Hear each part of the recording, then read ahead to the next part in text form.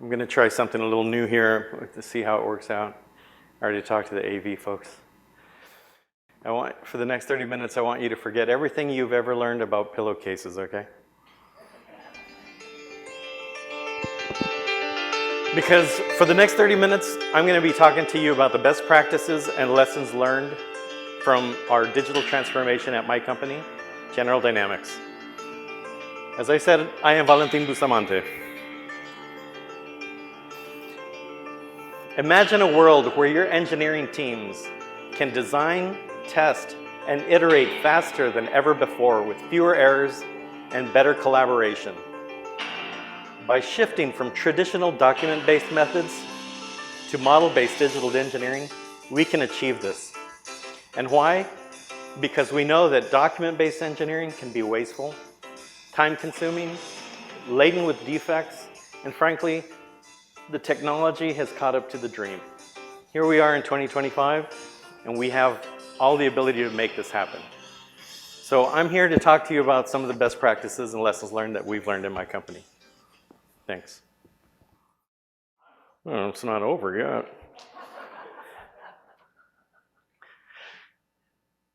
First of all, you're going to hear me say a phrase constantly today. It's know your audience. So first of all, we start with why you're here. So you want to be known as a leader in digital engineering. You want to be knowledgeable. You want to work on a high-performing team. And you're learning, you're soaking everything up today, and you're going to take this back with you to your various organizations. So I'm a member of a team, we call ourselves the Transformers. We have different backgrounds, we have different disciplines that we have. And Kevin, Judd, and I have been working together since the end of 2021. We initially were called the Adoption Team, but we changed our name to the Transformers, and I'll actually talk about that a little bit later. We've worked with, the slide has over 30 teams. I think by now it's probably more than 40 or 50 teams that we've worked with on our digital transformation. The teams come from different backgrounds. Team sizes from small, low-level embedded software systems to large enterprise-level systems. We worked with brand new starts, greenfield programs, legacy programs that have been around for ages, and IRADs, internal research and development programs. So we've kind of noticed and gathered these patterns, characteristics, behaviors that the good teams have been exhibiting. So part of the background on this, my company invested in this initiative some 4 or 5 years ago to recognize, of course, the DoD, I forgot the word, the DoD objective. Thanks. And so some cases were adopting digital engineering because they knew it was the right thing to do. Other teams, because as a defense contractor, they were required to. It's part of their statement of work, it's part of their deliverables. And some teams were knocking it out of the park, other teams were struggling.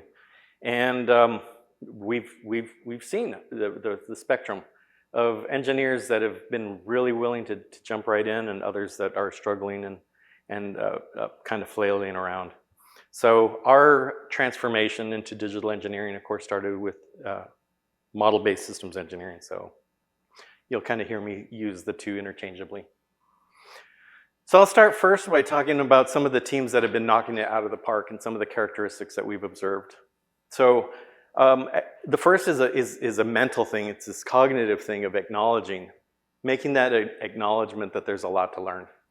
So we have one of the first teams that we worked with in 2022 was a team that had a requirement for delivering model-based systems artifacts to their customers as part of their work.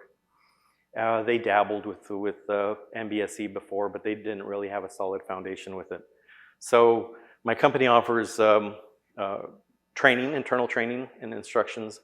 Transformers team have developed a workshop series, so we brought them through.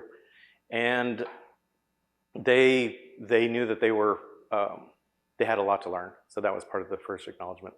We met with this team weekly. We'd have model reviews, not design reviews, but model reviews to see how they were going, how they were progressing, giving them advice, teaching them the little nuances of making tables or matrices and developing things out of their model. So they rolled up their sleeves and they got dirty, and they were willing to accept that. So that's a common characteristic that we've seen. Something that works really well with teams is having other disciplines in the model. And I don't literally mean doing SysML in the model. In some cases that does happen, but what I do mean is it's part of this know your audience. Developing the artifacts, the documents, the diagrams that the portions of your model that the other disciplines are going to be able to use and consume. So you get to know the audience and you're designing and developing your models, the views that are pertinent to them.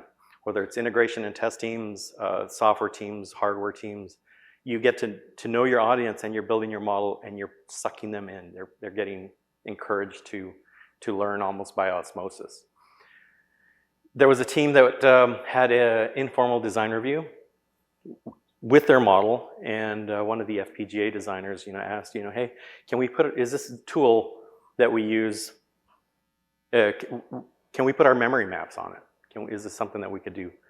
And the response is, well, sure, but why stop there? Model the behaviors that your FPGAs are intended to implement. How about the interfaces? Interfaces can be documented. You can trace those up to requirements and stakeholder needs. Test cases, the validation and verification test cases. All of this can now be integrated into our digital modeling. And on that topic is, the next one is collaboration and communication. We all love PowerPoint. We like, some teams will copy and paste their SysML diagrams and paste them into a PowerPoint, or they'll create Word documents. But teams that are able to present and have their reviews and collaborate directly in the model show more growth. They're actually doing their taking action items inside the model. We espouse the use of problem notes. So teams can quickly jot down problems during their reviews and go back, create a problem table where they can then start chipping away at some of the questions and problems that came up as action items and things. So really taking the bull by the horns is the main takeaway for the teams that are knocking it out of the park. But we all know the struggle is real. And not all teams are having the same successes that those other teams are. So these are some of the patterns that we've observed from the teams that struggle a little more. The first one is recognizing that MBSE is SE. It's systems engineering. Solid systems engineering, but you're doing it in the model. And for some people, that's a big leap. We have folks that have been delivering and delighting our customers for years, for decades. And they come with their experience in doing systems engineering, good systems engineering, solid systems engineering, others poor systems engineering. But recognizing that model-based systems engineering is systems engineering is sometimes a big hurdle. Another is quick, we call it not thinking of your modeling in the long term. Having a longer term view of where your model is going to go. If there's a team, an IRAD team that's going to model the work that's going on to the IRAD, they're only hurting themselves by not thinking that this IRAD is going to grow legs and it's going to grow into something bigger, some product or some program or some contract that needs to be developed. I get emails, or I get contacted. They say, Valentin, how do I've got this model. It worked on our IRAD, and now we're going to use it on this product. And I'm having trouble copying and pasting these blocks from my IRAD model into the real project model. And the behaviors and the relations aren't coming across, and it's all part of the short-sightedness of not knowing that their project is going to grow legs, it's going to sprout. And that little bit of a mind shift is a struggle. And in terms, the next is, don't shortcut the problem domain. We at my company have a long history of developing products and systems engineering, but it's really easy and very tempting to jump into implementation, to start thinking about the pieces and the parts that go into it. And we, at my company, we espouse the ISO 15288, and we use the magic grid that's shown there on the left. And we tell people, spend some time in that problem domain. Figure out sketch out what you're dealing with. Identify where your external interfaces are. If you have external constraints, things that are going to constrain your designs, talk through them. Get your customer to review them. Make sure that there's alignment, that there is an understanding in that problem domain. So taking a little bit of time to do some extra work in that problem domain it can be a struggle. This is exhibited more by large projects and large programs. It's not modeling, not creating their model with the size in mind. You know, it's much harder to break apart a large MBSE model into smaller models after it's been developed or has some maturity to it. You know, if you start with something like a meta model first, and you think at the beginning of how this is going to be structured, you know, you might have a subcontractor that you're going to have to be parsing out some of your work to. Is your integration and test going to consume some of this model? Who's feeding into, who are your stakeholders that are feeding into your model decisions? And who are consuming the model afterward? So here again, know your audience. Knowing your audience is really important. Learn what your team needs are. You have external consumers, like I've described, not just your paying customer. Your team, like I said, might have subcontractors. You have external consumers of the model. Your external interfaces are going to be important, maybe to your electrical engineers. Your integration and test teams are going to be part of your external extended consumers. Next, we say model for value. And what we mean there is use it for answering questions, for identifying your risky areas, for managing those issues and beating them down. Use your model for answering questions. And on the other side of the spectrum is over modeling. You know, that gives the appearance that modeling can be wasteful. It's sometimes tempting for a team to go and like literally model a sequence diagram for a user authentication screen. You know, they have a sequence diagram and they have the person input their username and password and it's rejected, and you know, what's the process for doing that? Maybe your audience needs it. Maybe your customer, whoever's consuming the software teams, maybe they need that. They probably don't. So avoid over modeling. Don't make your models so brittle that they become harder to maintain. So shortcutting often leads to the appearance that MBSE can be wasteful. So that's where the struggle is. This next one is kind of hard to talk through, and I don't even know if this the title of the slide is the right title. I don't really have a better title for it. Play actors. I wanted to put imposters, but that's a little harsh. And what it is we encounter teams that you know, they talk the talk and they're saying the right words, and you look at their diagrams and everything looks like they're going great. But when you crack open and you peel back the layers, you see that they're drawing. They're not diagramming. They're not modeling. And we get feedback that the customers love our MBSE models. You know, our customers love it. They have these diagrams, but they really aren't using the model well or effectively. So some of the examples of this is a bad model organization. You know, they're not modeling for reusability. You know, I said a few slides ago that we espouse the ISO 15288. You know, you have a person on the team and they learn that structure and that mental process of breaking down, decomposing their project. They can go on to another project and still use that same pattern if that pattern is still used on the other projects. We had a team that came forward. They said, we solved this problem with model management. They created packages, a package structure based on the person's name. So they had like Billy's package and Johnny's package and Susie's package. And Billy did all his work under that package, and Susie did all her work under her package. And that worked really well for them in the short term. But you crack it open and you introspect that model and you realize that they've got duplicate blocks. They've got incorrectly, you know, named blocks. A person put central processing unit and another put central processor. You know, it's really intended to be the same thing. And when you look at it at just the diagram level, it looks like their modeling is great. But when you look at the bigger picture, you see that they're just kind of fooling themselves. But their customers love it. It's hard to really know and understand that. Another is not connecting the design model with its implementation. And what we mean here is often we can get systems engineers that do their great modeling. They get past preliminary design review critical design review and to get kudos and have everything all signed off. And then it goes over to implementation, and the software team or hardware team, they know what they're supposed to do, so they just go off and they do it without having any sort of connection or relation to the model. And it hurts in two ways. One is sometimes, I'll use software as an example, they might find problems or issues with that design that needs to be fed back into the system model so that it can be corrected and correctly traced, and it propagates to integration and test validation. And that connection is, when it's lost, it breaks.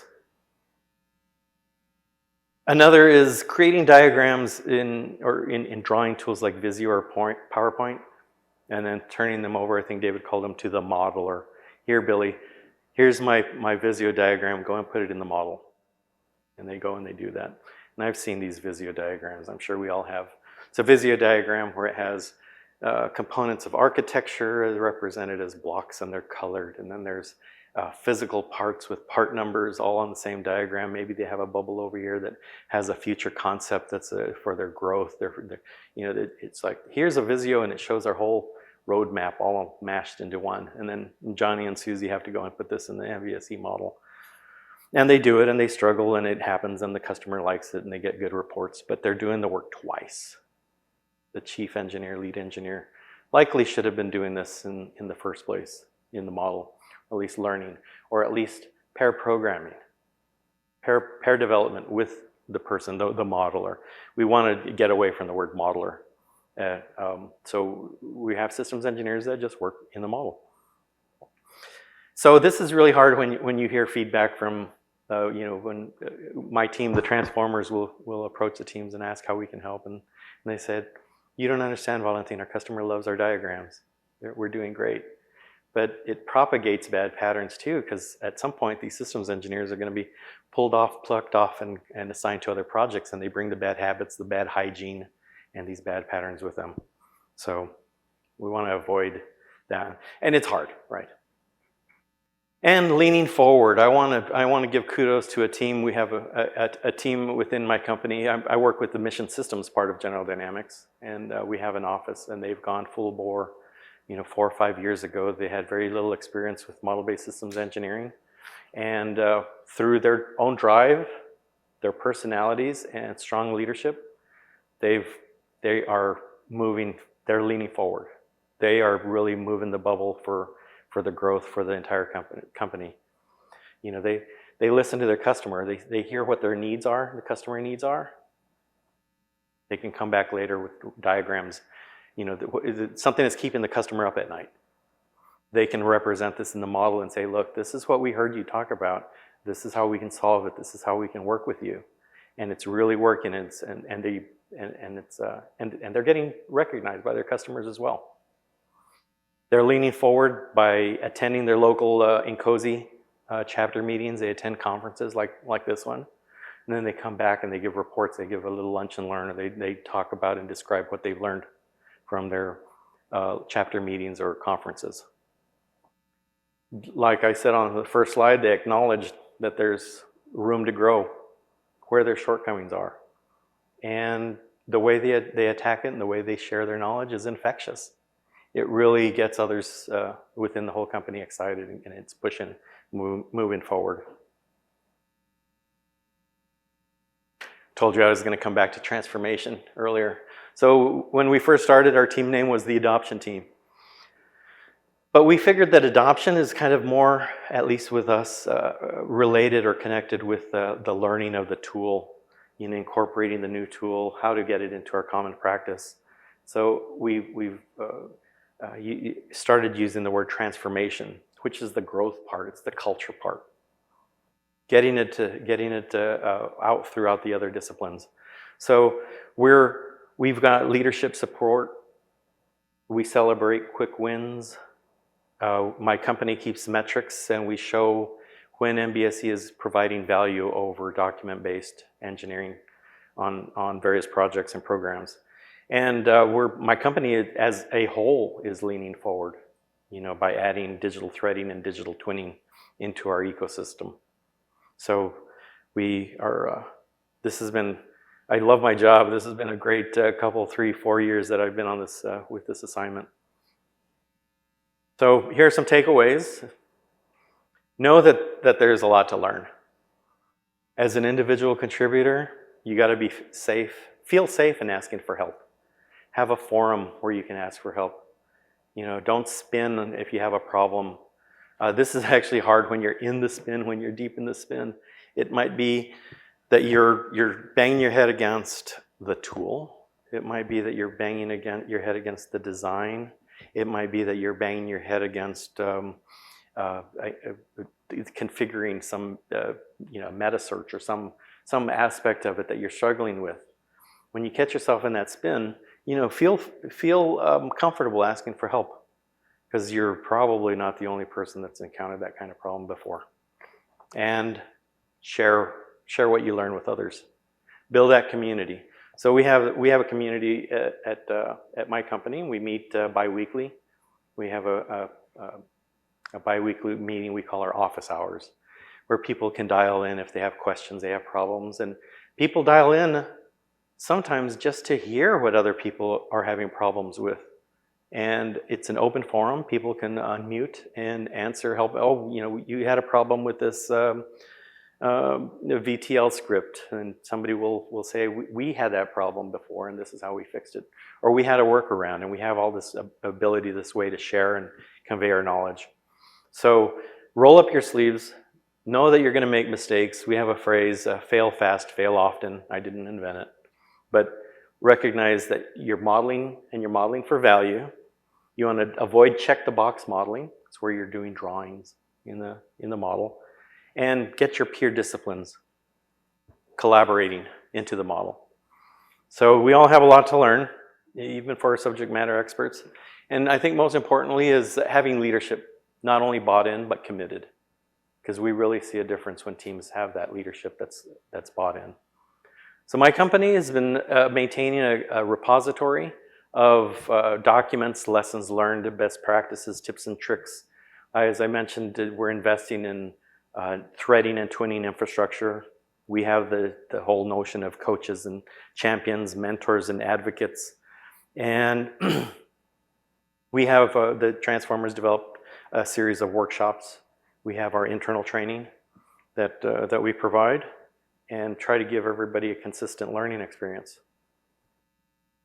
And I think my company invested in this because it means a lot, not only to us as GDMS, General Dynamics Mission Systems, but to our customers as well.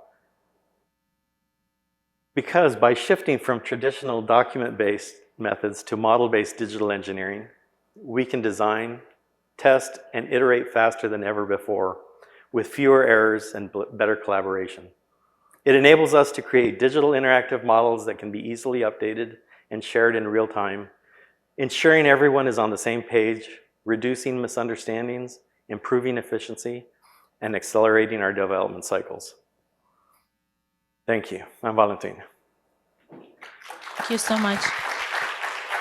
Any questions?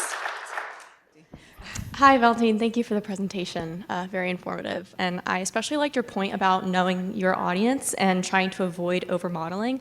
I was wondering if you had any suggestions or tools we could reference specifically to that point of avoiding over-modeling, because I know it can be really difficult when we have these really complex systems and lots of resources to reference that we want to put all in the model, but sometimes that's not the best thing to do. So any more information on that would be great. The two aspects are married to each other, knowing your audience and knowing when to stop modeling.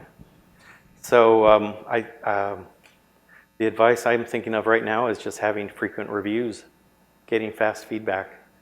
If I myself have worked on teams where my behavioral diagrams, activity diagrams get to a point, and the software team. I'm also a company agile coach, and as a product owner, when I myself am a product owner on a team as a systems engineer, I like to say product owners need to be systems engineers need to be product owners. But I pull in my software teams. I sketch out some activity diagram, and we have this 30-minute review. And I said, I captured my thoughts. This is what the flow is going to be. And they poke holes.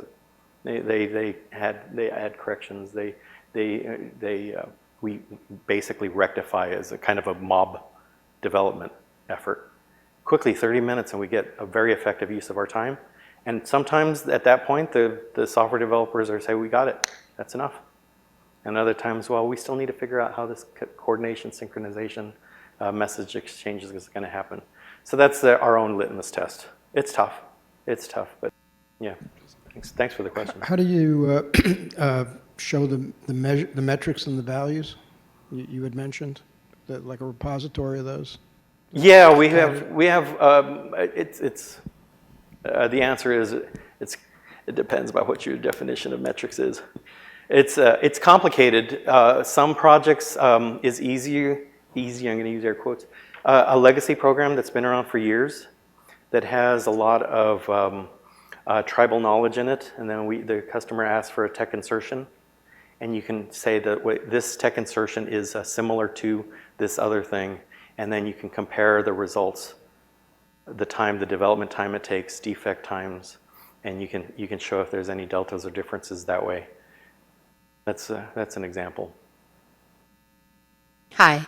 So you mentioned at the beginning that MBSE should be interpreted as part of SC. And I guess in the teams that you worked on, was there an established foundation of systems engineering before the team started modeling as part of the transformation? Or how did you bring people along? Because you made reference to POs should be SEs, but it's not always an option. I mean, there's a huge breadth and depth within systems engineering. Wow, that's a big question with a whole ton of answers. Let me start by saying my company is big, and we have offices and locations all around the country, and some of them were done through acquisitions, and they come with their own cultures and their own practices. So the baseline of maturity for systems engineering varied. Some groups were very comfortable writing shall statements, and that's all they did. And they're system engineers on projects that delighted their customer, and that worked out really well. That's probably the tougher crowd, the tougher audience it is to kind of convert. We have some teams, and I hope this isn't being recorded, by the way. We have some teams that they get their design to a certain level, and then the software engineers, and I'm not picking on software, I'm actually a software engineer myself, they'll wait for the software to go and develop a portion of the software, and then they'll say, here's systems engineer, here's how the software works, put it in the model. That's an example of these, the play actors, these imposters. The model is highly accurate now, it does what the software it performs, but it's in the backwards, it works in the wrong direction. But I think you had another question about the product owners, but I was just curious in terms of, did you bring them along as the MBSE was evolving with understanding and having a common understanding of systems engineering? Or did you have systems engineers who were responsible for the systems engineering who oversaw the MBSE, or something, mixed? And I say that because, again, not everybody can be a systems engineer, right? You got to have the practical, technical depth. Got it. So, and I think this is a longer conversation that I'd love to have. My feeling is, as a product owner, you're a product owner. Now we're talking Agile. You're responsible for writing your user story. As a user, I have these goals, and it has to meet this acceptance criteria, and the quality of work that it's done has to meet this definition of done. The acceptance criteria is saying this, and I'll say software. Agile works for anything, not just software, but I say software. This user story says this software has to perform these things. It's required to perform these things, these activities. Well, it is required. It's a shall statement. So your user statements are your shall statements, and your acceptance criteria is part of your V&V, your validation and verification. So it's all blended. It's a blur. And so I do understand that at some companies, a systems engineer isn't going to be a product owner, and a product owner isn't going to be a systems engineer, but they need to have that mindset. they need to have that thinking that their user stories are the system requirements. My question is, for larger projects, if you have a lot of team members in the same model, have you tried using custom validation rules to enforce modeling consistency? Testing and validation rules for model consistency? I don't know that we have specifically. We do encourage style guides and style profiles, and but not as far as testing. So at least not that I'm aware of. I'm looking around the room to my compatriots. Jason Romano is a coach. He's designated as one of the coaches at my company, so he sits and works with teams, and I don't know, I have an answer for that, so yeah. Thank you. All right, thank you. All right. Thank you.